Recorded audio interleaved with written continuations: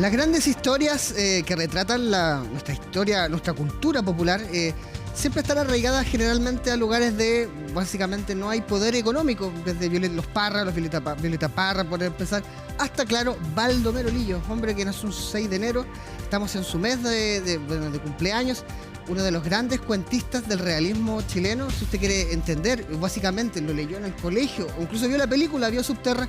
Es la puerta de entrada para un mundo donde podemos reconocer, porque dice que la historia es cíclica y que sobre todo en este país pasan los hechos generalmente cada 50 años. Estamos con Hugo Bello, autor del libro de Baldomero Lillo, para hablar un poco sobre su obra y básicamente acercarlo a la gente para que entre en este mundo y sobre todo en su literatura. Hugo, ¿cómo estás? Hola, muy bien. Aquí estoy en una cafetería de unos amigos en Coñaripe. ¡Qué envidia, primero! Poder conversar. Sí, claro. Así que un buen lugar para conversar con ustedes. Bueno, la primera pregunta, Hugo, es ¿qué te motiva a querer contar la historia de Baldomero Lillo, pensando en alguien que en 2024 quizás nunca ha tomado un libro de él o no le ha prestado atención? ¿Por qué tú decidiste querer básicamente reanimar a la gente a que conozca el legado de este gran cuentista? Claro, mira, el trabajo lo hicimos fundamentalmente con mi compañero y colega Ignacio Álvarez, profesor de la Universidad de Chile, y es una edición crítica sobre la obra completa de Baldomero Lillo. Nosotros pensamos que era un autor muy poco cuidado, había muchas ediciones dispersas, no todas estaban completas, había mucha información incorrecta, y para nosotros es un prosista fundamental para entender el siglo XX en la literatura chilena en particular. Y por eso es que pusimos énfasis en rescatar su obra, porque si piensas tú un poco, Baldomero Lillo articula el siglo XIX, que era una novela más bien realista, ¿cierto?, cuyo objeto generalmente eran las familias patricias, ¿cierto?, del siglo XIX, y como Baldomero Lillo inaugura una literatura donde, siendo también un realismo muy de la época, comienza a aparecer la figura del trabajador y de las clases populares. Eso cambia completamente, por supuesto, la literatura chilena en ese minuto, ¿cierto? Porque va a significar que hay un nuevo protagonista en la sociedad, que es la clase trabajadora.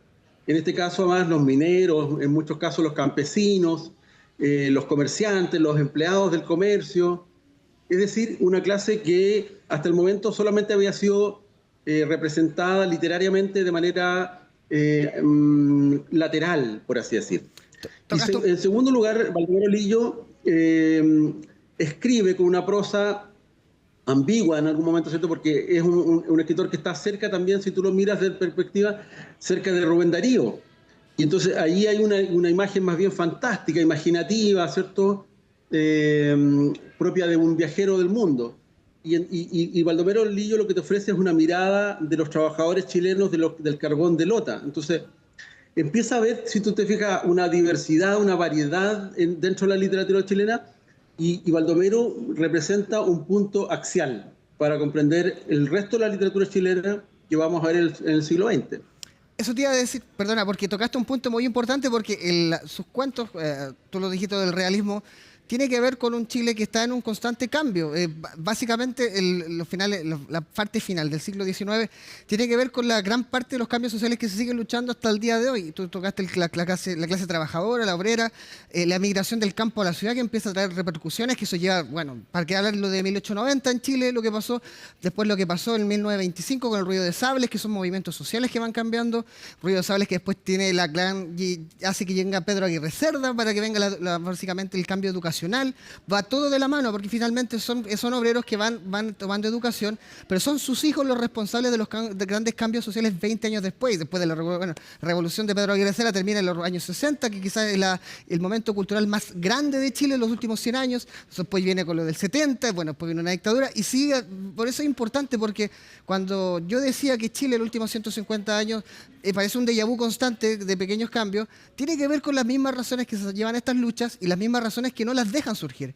Finalmente, es importante, y te quería preguntar aquí con esto, ¿qué es realista para un libro que es de 1890, de 1895, de 1905, como Subterra?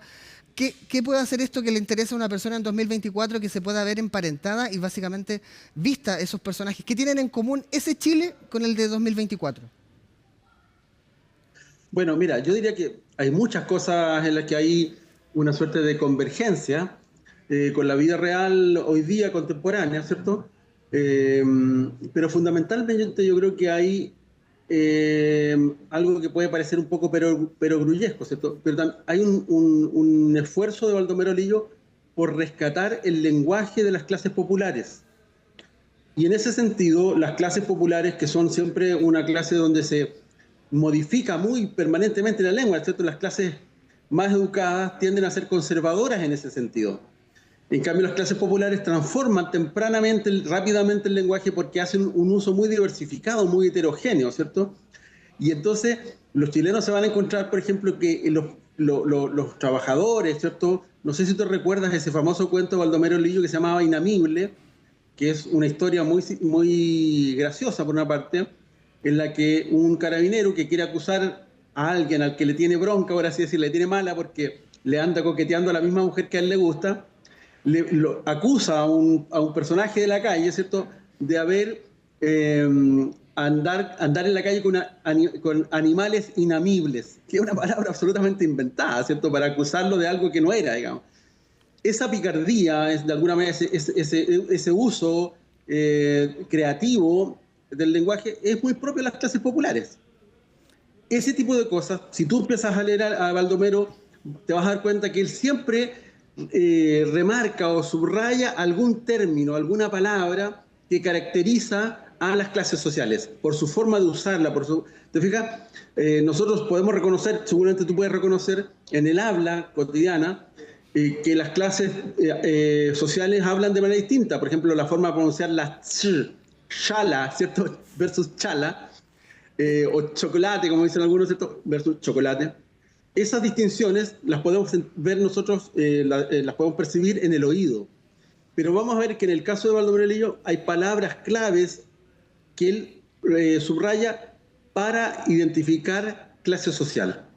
Y por otro lado, el realismo de Baldomero no es un aporte muy novedoso, es la tendencia más bien de la época, pero en su literatura vamos a reconocer particularmente las pasiones, ¿cierto?, los dolores de la clase trabajadora que ante un panorama, ¿cierto?, en el que el trabajo no rinde los frutos que el obrero quisiera, surgen ciertas expectativas que se van a ver frustradas. Hugo, bueno, eso tiene mucho que ver con la historia de Chile, digamos, con que en muchas ocasiones las clases trabajadoras no ven cumplidas sus expectativas pese al esfuerzo que hacen por salir adelante, digamos. Reconozcámonos que en Chile somos de paso lento. Ya, tenemos una obra que es realista, tenemos un Chile que aún nos representa por unos problemas que siguen presentes.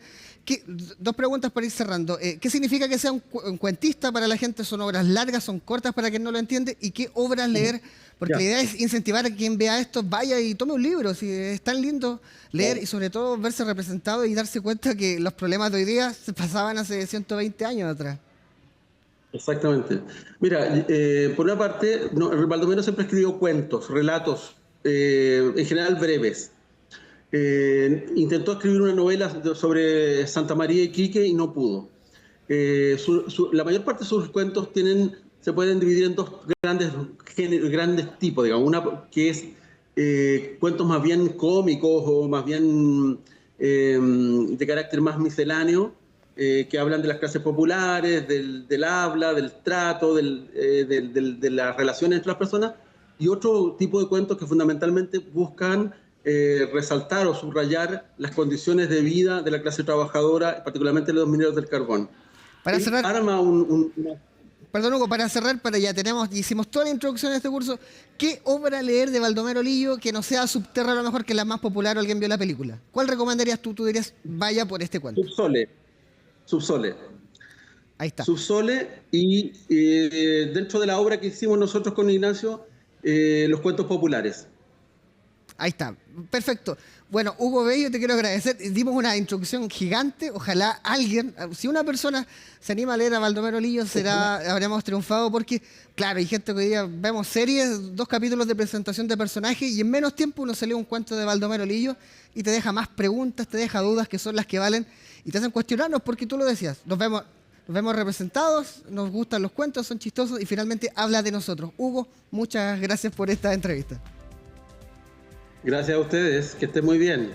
Ahí está, para que vean, Baldomero Lillo, búsquelo, en verdad, muy entretenido, así que no pasa de moda porque generalmente somos los mismos de hace 120 años, prácticamente las mismas luchas y hay que hacer, comedia de la tragedia, así que ahí está, Baldomero Lillo y si usted se quiere seguir viendo noticias, siga acá en las pantallas de CNN Chile.